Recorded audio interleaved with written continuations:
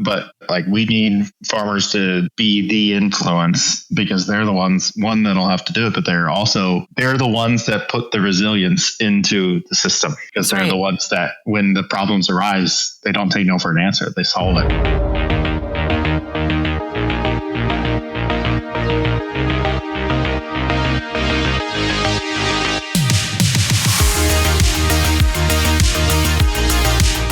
And welcome back to another episode of the Bites and Bites podcast, where we talk about food, agriculture, and the tech shaping both without getting too buzzworthy about it. I am your host, Krista Demoranville. Today's guest is Colson Steber, co-CEO of Clarity Access and AgAccess. He brings nearly 2 decades of real-world experience in market research, helping some of the biggest names in ag figure out what farmers actually want before throwing more tech at them. We talk about precision farming, the shifting identity of the modern farmer, why trust matters more than pitch decks, and how sustainability means something totally different depending on who you're asking. So settle in. This is a good one. Welcome to this episode.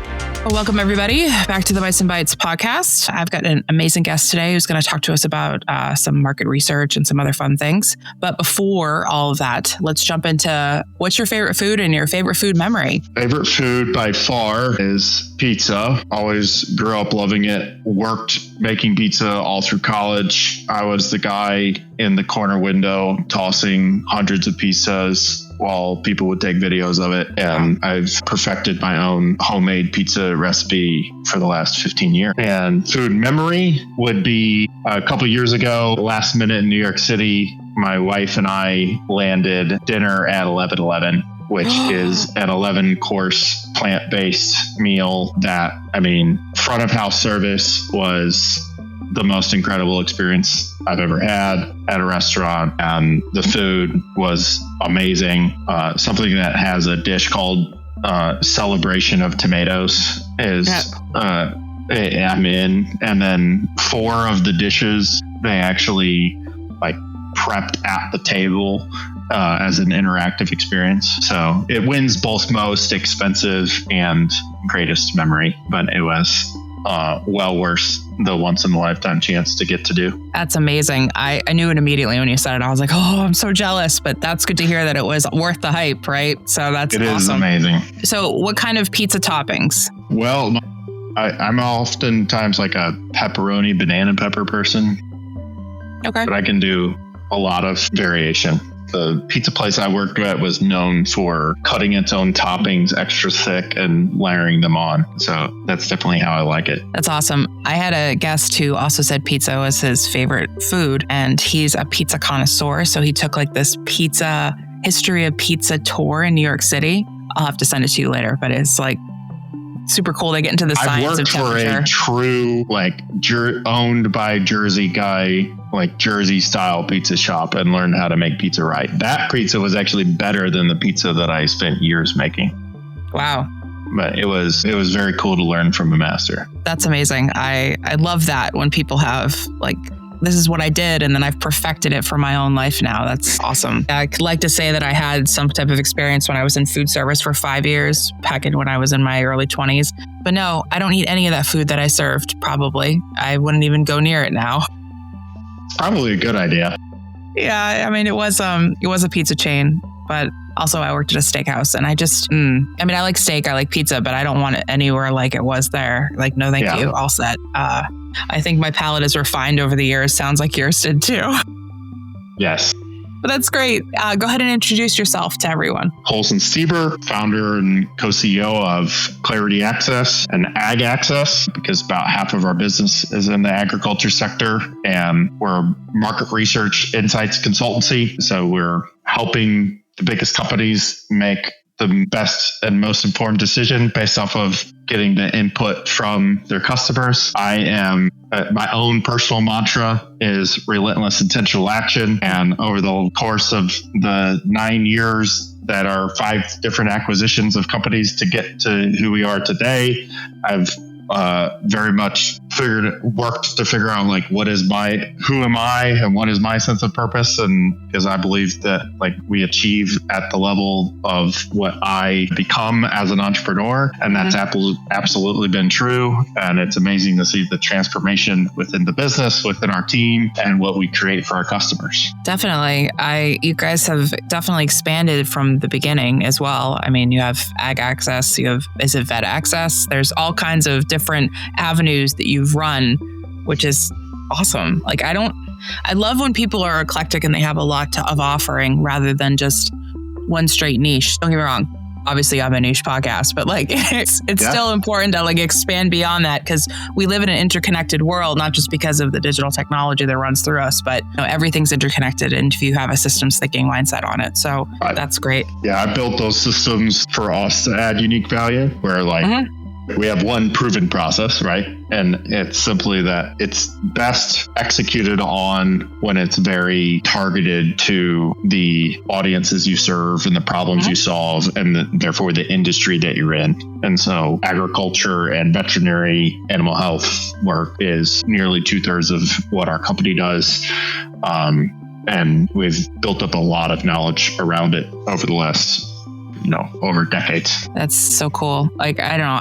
I'm such a research geek. Like, I'm one of those people that would grab like research papers and a highlighter and be really happy. So I really appreciate what people are doing. So for the audience, because I know people get confused about what this is, can you explain what market research is within this ag space so people understand like what we're going to discuss? Yeah. So if you're a major input provider, seed manufacturer, like equipment company, and you're going to actually bring a product to market, like imagine, CNH or John Deere is going to launch a new tractor. That is a multi-$100 million capital investment to bring to market. And across the course of that life cycle of research and development and go to market, you're going to want to be sure to ask questions for feedback to your engineers, to your marketing, to your product teams of the farmers that you ultimately expect to utilize what it is you're going to put out there. And we act as that independent third-party researcher that goes to the farmer and what works to really deeply understand what it is their needs are and how the solution that's being provided will actually meet the needs, and how will it get communicated to them in a way that works and empower confident decisions back with that manufacturer, so that when there's a degree of certainty and confidence gained through the process that what they're investing in is going to be worth it. Great. Thank you for explaining that. Oh, let's just talk about the farmers for a minute. Have you seen a trend over the time frame of doing with this research of what farmers care about now versus what they cared about before? I think to answer your question, I'll provide a specific example of one that I have a point of view on around like AgTech adoption and things, because that's something that's representative over the past 15 years of my doing this, where you saw, we've all seen hundreds of ag technology solutions, both from industry insiders and other people deciding that they are going to bestow farmers with the greatest thing that's going to solve their issue they didn't want to solve or didn't actually have come into the market. And investment makes sense because it is where the next opportunity lied, right? If you went down the track of GMOs and getting glyphosate and everything of 30 plus years ago, you're now in this stage where like technology is the answer, but the actual efficacy of the treatment it was not where it had to be in order for the farmer to know that it definitively serves them. But if you see where the technology is, where I'm going to be prescriptive and apply new fertilizers and crop protection chemicals at the most granular level down to the plant, and you realize the incredible efficiency that creates and the efficacy of it actually working as it's supposed to, that has really, the lines been crossed just inside of recent years, where now it's there. And there's the reality of the durability of those systems being able to work in field and be relied upon. Like, that has now led to a huge shift in like how production happens, how it gets done, and even the farmer's view of technology. One of the things we sometimes talk about is because the majority of farms are still family owned, but these are now extremely valuable pieces of property and businesses that have these massive capital investments tied up in them. That is so much, like, we sometimes see this kind of skip a generation where like the farmer that is still farming right now, that's in their late 70s, early 80s, like they're having to work very much so with like their grandson to actually understand and bring that up. And it's just not, that has evolved dramatically over the last 10 to 15 years. Yeah. Wow. That was actually a really great answer. Completely hear all that. Technology, or AgTech specifically, has really exploded over the last X amount of years here. I think people don't realize how much of the food system is run by technology or has a technology component to it. As consumers, we have no idea because we don't need to know. Just our food gets to us, right? So it's not a big deal for us. What I think is interesting is the big push for, and I'm sure you've seen it as well, for more first generation farmers to come into the market space or to come into farming. And it's been really hard because people don't want to do that. However, I do think that technology will make it fun and cool and nerdy in a way for people to come into farming as a first gen farmer, because they see it as a little bit less manual labor and more technology focused. Are you seeing that kind of trend running around as well? And again, this is just me being really super curious. I hope it's a trend. I have observed what you're talking about. I mean, it is critically important, right?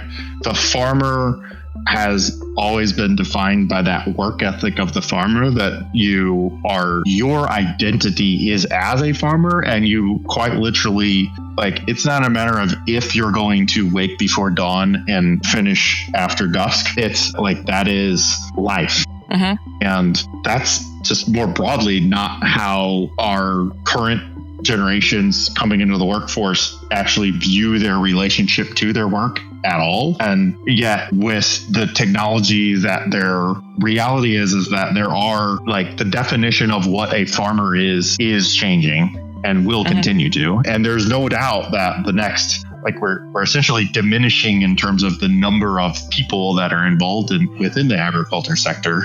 And we're already, like, ever increasing in the average age. I think it's now over 60. Yes. And that's invariably, like, marching us towards, like, redefining how agriculture work roles work. And honestly, the ability to continue to perform is dependent upon there being people with the skills to utilize the tech to actually see what has to happen actually happen. Yeah, it scares me too, because with technology, we tend to run before we crawl or even walk or any of that. We tend to throw tech at problems and not think about the privacy implications or the cybersecurity implications of putting this tech into various places. And then something happens and it's sort of like a rollback moment of, oh, we probably should have done this ahead of time and thought about all this. And this is what scares me as a cybersecurity professional: is farmers are not equipped to handle cybersecurity incidents. They're equipped to farm, regardless of what their age is. That's what they do. It's that lifestyle, as you mentioned. And the more tech we toss, the more I get worried about, are farmers going to have to be technology professionals as well as farming professionals in the future? And to me, the answer is yes. They'll have to do both. That doesn't mean they necessarily will troubleshoot their tech, but maybe they will, because farmers had to become mechanics, right, for their tractors, and they still are, or any other functionality. It's such a multi-hat type role. People don't realize that they really do it all, birth animals and care for crops and deal with water and pests and invasive species and predators and all these other things. I mean, the creativity of being a farmer, I think, isn't celebrated or acknowledged enough. And that, I'm sure, has come out in some of the research you've done and your company has done. and seeing that there's so many different avenues of just farming and agriculture in itself, because agriculture extends beyond just the land. It includes fleets of ships and all kinds of other things like that. And how we do precision farming, like you mentioned already, or how vertical farming and greenhouses and all these other things that are super technology driven and interesting. And I don't think we're going to be able to feed the world if we don't start doing more of that.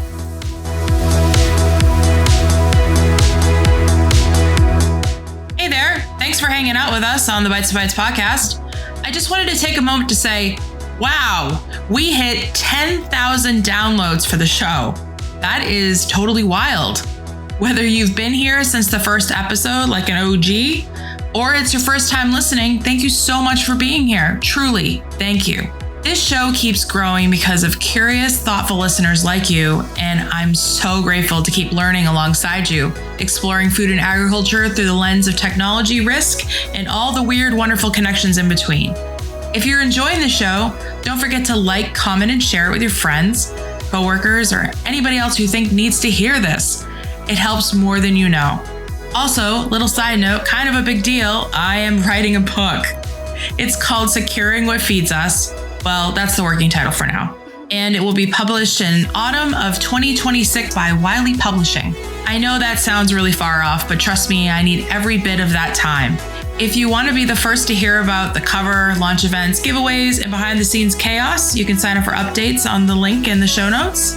And if you want more extended thoughts and a sneak peek behind the curtain, including my existential crisis of writing a book, you can find me on Substack. That link is also in the show notes. Now back to the episode.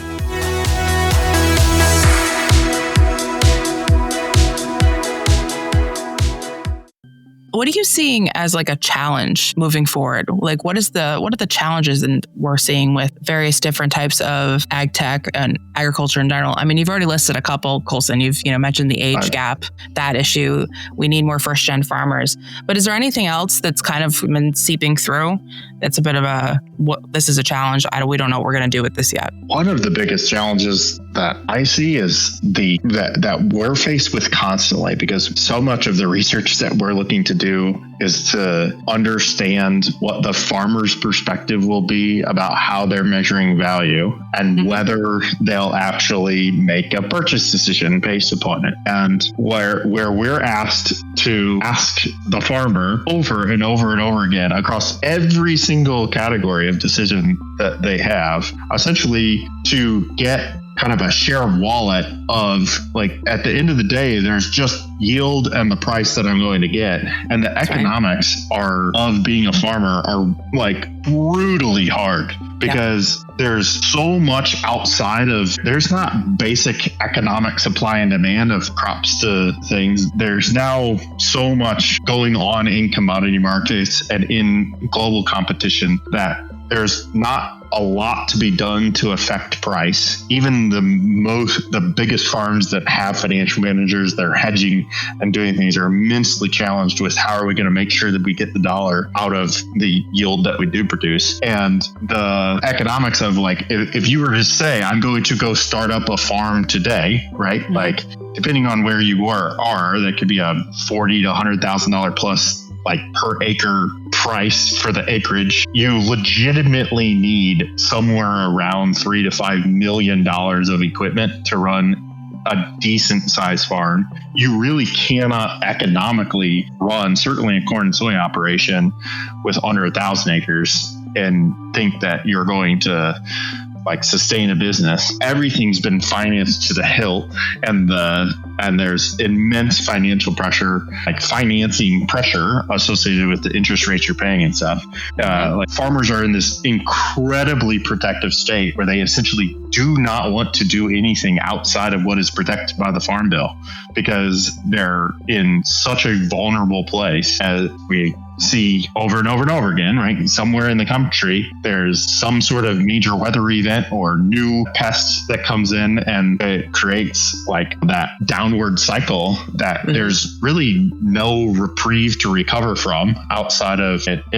I think that's the thing, right? Is, like, where we have technology. We get a lot of AgTech company customers that are from outside of the industry, and they're just like, oh, but it'll just be so easy because we'll just tell them that like they'll get more yield when they use this. And it's just like, there's no time and headspace in a farmer's head to deal with one more application or one more thing to weave into the 17 that they're already using. It's a really good point. And you were making me think about the dairy industry, about how in order to keep the price of milk to a place that's profitable for them, they can't actually use all the milk that's produced. So they dump a lot of milk. I don't want people to freak out that they're dumping milk. The cows have to be milked several times a day. There's a lot of milk. And if you put a lot of milk into the market, it will decrease the value of milk. And that's the problem. You don't want to just be like milking cows and making, 50 cents on a dollar kind of vibe. You actually want to make money to be able to continue your operation. It's really complicated. There's a lot of, if the grain isn't grown right that year, it won't be for pasta, let's say, right? And that's like really high priced grain for pasta. Mm-hmm. It will end up being for chicken feed, which is low grain, and that will be low cost. I think there's so much pressure to make something, make a really good crop, make a really good yield that year. It's the premium of it is the complication part of it. And you have to deal with weather and extreme activism and all these other things like tariffs and other government regulations and all this other stuff and market trends and maybe you're taking a risk and you're growing something for the vegan population that year instead of, wheat or something like that. And then you're going to have to try that route. And what if that fails? And there's all these I can't imagine. It feels like Jenga with your farm field sometimes, I think. And that's terrifying because if you pull the wrong piece, it's over. And you're mortgaging your house and you're mortgaging all your equipment. And then, an AgTech company comes in and they're like, hey, I can make your life really easy. And you're like, but do you know my problems? Do you understand what I'm going through? And I'm glad that you're steering research to say you really need to understand the farmer's lifestyle before you can just walk in and dump something in their lap. That's not going to work. Right.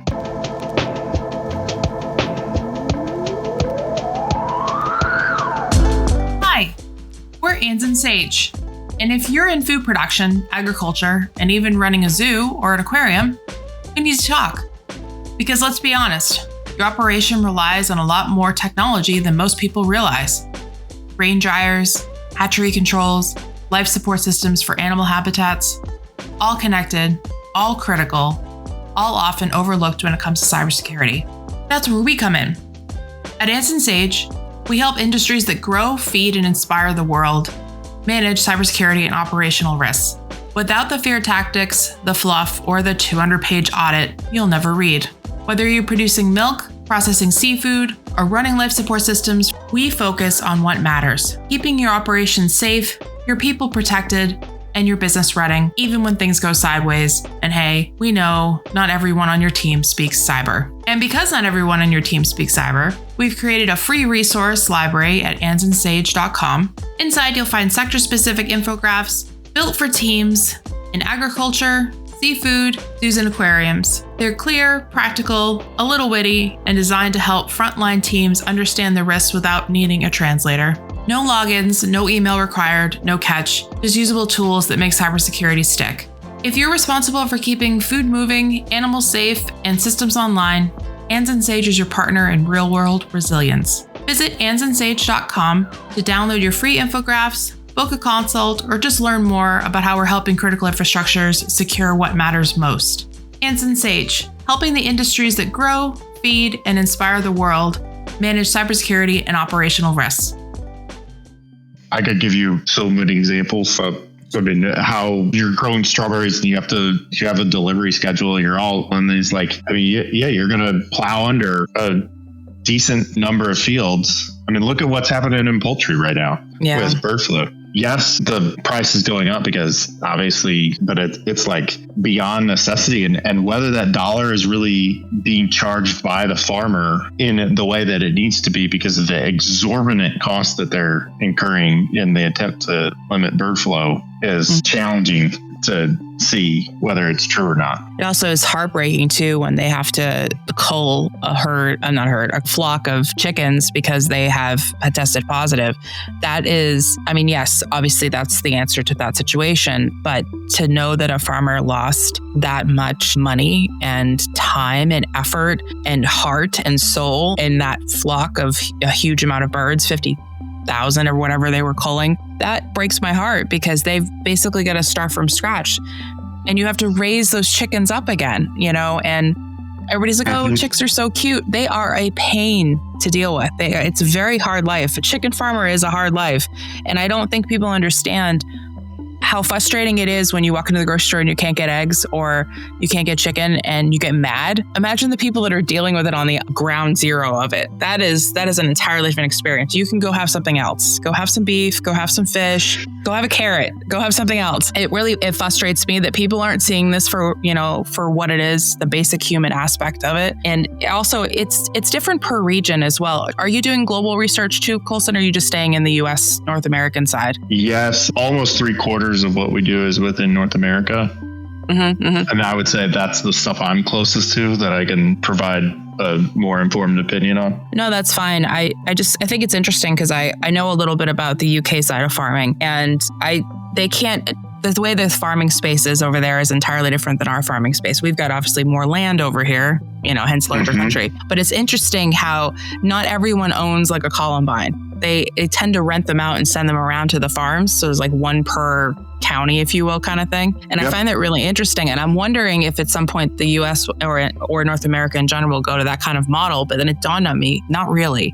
I mean, they might share it within a conglomerate of area, but we're just too big and our farms are too big in comparison. And then I think about like Brazil, which they do hectares of space. We have to take a helicopter to go from one end to the other. There's no way they're sharing anything. And it's really kind of too bad because I feel like the sense of community is lost a little bit there. But in your research with ag, is community a big factor, especially with the farmers, because they don't trust anybody? It's a very much, I don't know you. My friend Bob, the farmer down the street, does not know you. So I don't want you to come in. So how do you navigate trust? Because farmers are inherently distrusting, rightfully so. And they really do work within the community as a whole. So how do you help navigate these big organizations that come to you and explain to them that, hey, you have to kind of earn your way in? How do you get through that moment? Thinking of a particular client, everything with the farmer begins with relationship. I will say that while there's a disproportionate command and control culture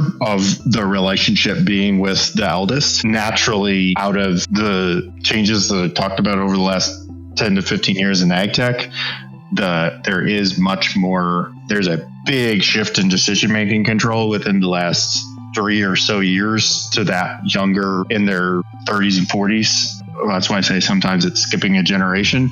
And the relationship with them is much more a business relationship. They don't do business with the insurance agent down the street only because their father or grandfather did for the last 50 years. There has to be real service delivery and real value, and they got to trust them because there's value in what it is they're being provided. And I would say that very much, how does that look and how do you deliver that message? And then what does meeting their needs so that they feel confident about their choice afterward? The interesting thing is, right, like once you get into that relationship, I mean, farmers are incredible brand advocates because they massively influence each other. And so like it generally requires that the long-term value establishment. Things don't move fast. Generally, things are on like an annual cycle, even amongst specialties that are harvested more often. Does that answer your question? Yeah, no, that was a great answer. I'm really excited about this. Farmers massively influence each other. I think that's great. They're kind of like the original influencers. You were making me think about it in terms of that. That's awesome. You don't think about that, but it's so true. There's so much judgment about doing the new thing and the fact that your neighbor's going to see it and then they're going to and that is one of the biggest barriers to entry around like a new seed treatment being able to be adopted or a challenger brand coming in and doing something. And the willingness to like have empathy for that being the reality, that like it is a big deal that it is going to be compared against if you're going to do that test plot of one field. Yeah, I think that's a really important point about social pressure. And I was thinking while you were talking about the solar flares that happened in this past year in 2014, about we took out the GPS for precision tractors in the upper Midwest and Canada, and how they had to roll back to analog to farm, and they had to bring in, the older generation, because the new generation, as you said, the one that skipped the generation kind of thing, they didn't know what to do without the precision GPS telling them exactly where they had to plant. So they had to go back to, old school, if you will. And I'm sure that the social pressures and the teasing and you really need to know how to do this without technology probably came into play, or that I told you so, this would happen vibes. But it worries me too, because this just opens up a whole new world for bad actors if they see how badly that damaged that situation. I mean, mimics are easy in that regard, I suppose. But yeah, I'm worried about that kind of thing, because again, we have a generation that's aging out and retiring, or should be retiring. And we have this new generation that's just bringing in all these things and doing all this stuff. And like you said, it changed the business direction and the value. But we're missing like that little piece. So there needs to be almost like this buffer, I guess. I'm not quite sure how that's going to happen, but it sounds like it will probably organically happen based on social pressure from others. Yeah, that's fabulous. Thanks, Colson. I really do appreciate that.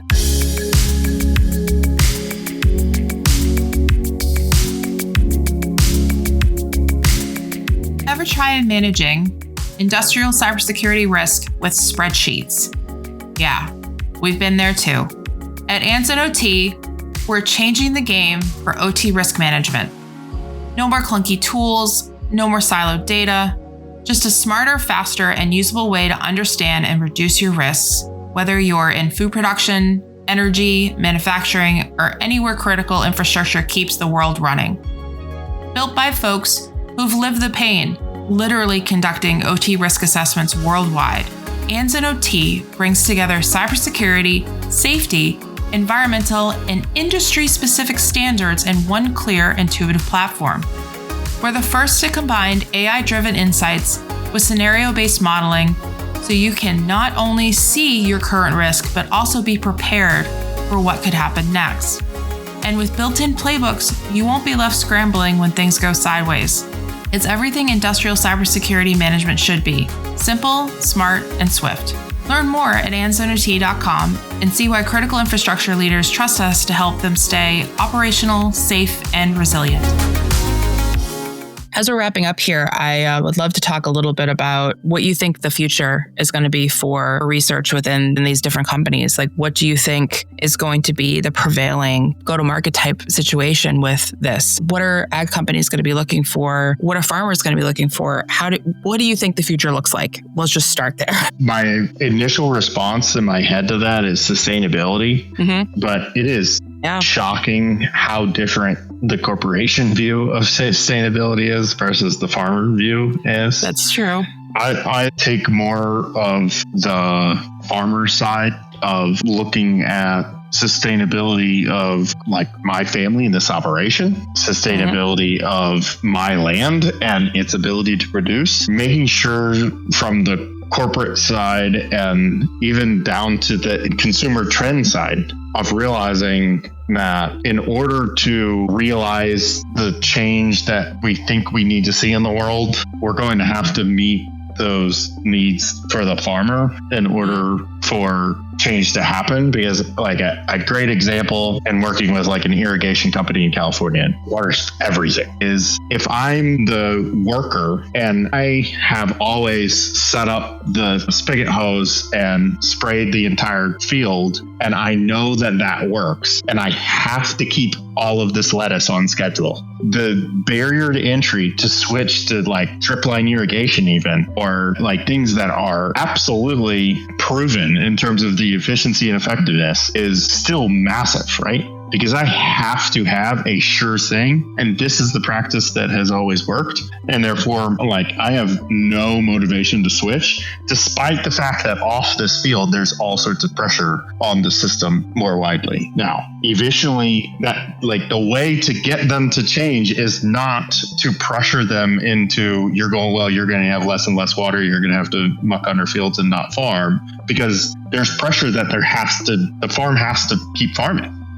So it's this, how do we approach sustainability? So I think to some of what you get into, if I were to expand on that, I actually think there will be immensely increased knowledge of food sourcing and like managing through an entire like blockchain management of food sourcing to where you're actually eating, because I think we're going to see some major issues arise over time as you see kind of like anything hits the news that gets somebody sick, and we do a phenomenal job of not getting anyone sick from the ag industry. And yet the likelihood that will continue is that there will be even bigger issues that actually cause gross change all the way back to the farm level is definitely there. Yeah, I think what you're really describing is a systems thinking approach to how we actually do the life cycle of farming in terms of how do we keep it sustainable, both in practice and in practicality, and for future-proofing in a way.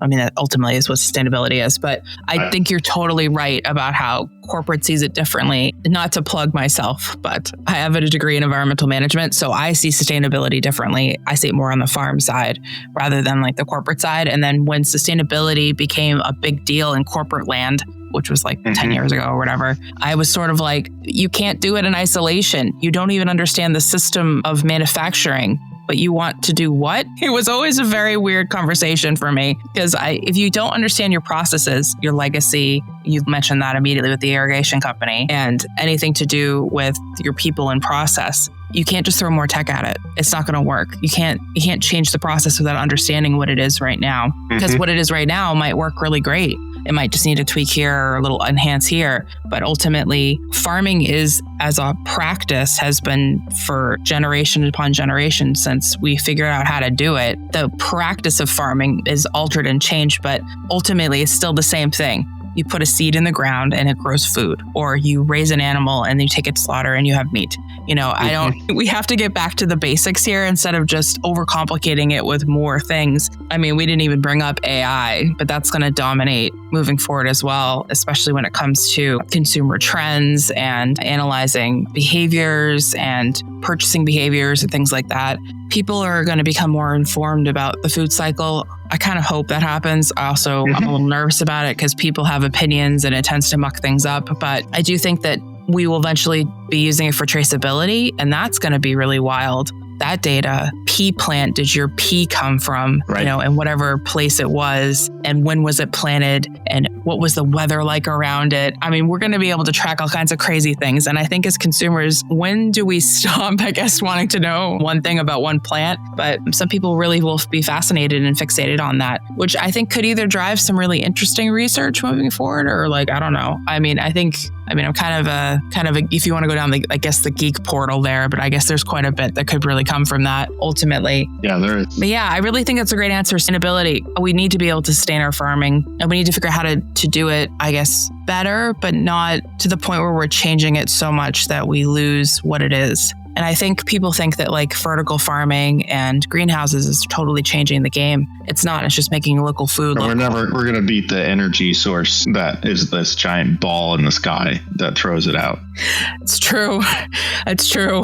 I would like to see someone take on the sun. Go for it. But I think, I recently just started watching a sci-fi, and I know I'm behind the times, so please don't make fun of me. But I've been watching Snowpiercer, and this train that circles the Earth while the Earth is completely frozen. And it's basically a whole experiment on what society is and how we get people to live together in different class systems. But it's been fascinating because they obviously were keeping cattle on board and chickens and harvesting, and they have an ocean, and it's really absurd.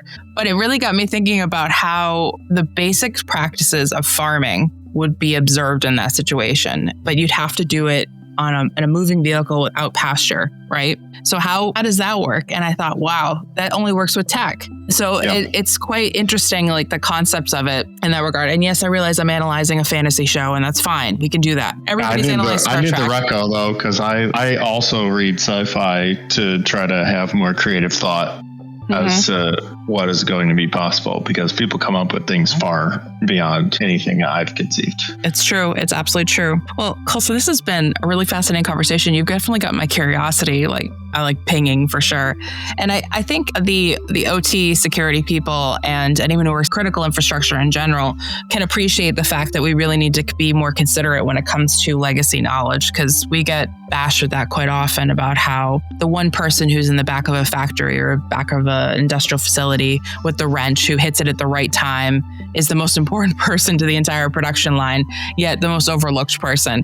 And I think farming as a whole, there's a lot of that going on. The tribal knowledge needs to be captured in order to push forward to the next generation. So I'm glad to hear that your researchers in general are looking for that and acknowledging it, because the empathy and the human factor is so critical to farming and agriculture in general. And I think that's why a lot of people get nervous about it, because there's a lot of people, there's a lot of process. And technology is easy because it doesn't talk back to you necessarily, right?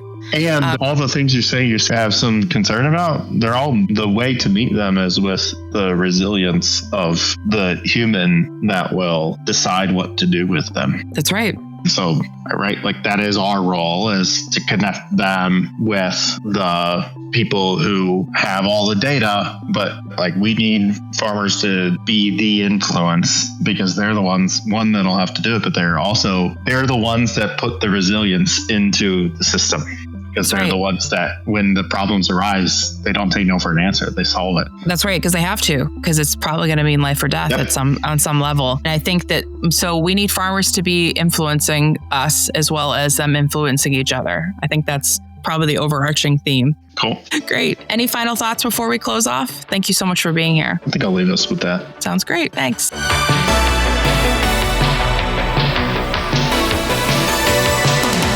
Big thank you to Colson for joining me today, and thank you also for tuning in and listening to this episode. If something resonated with you, or you're walking away with a new idea or insight, please comment, and share the show with your network. It really does help bring in these important conversations to people who care about the future of food and agriculture. Until next time, stay safe, stay curious, and we'll see you on the next one. Bye for now.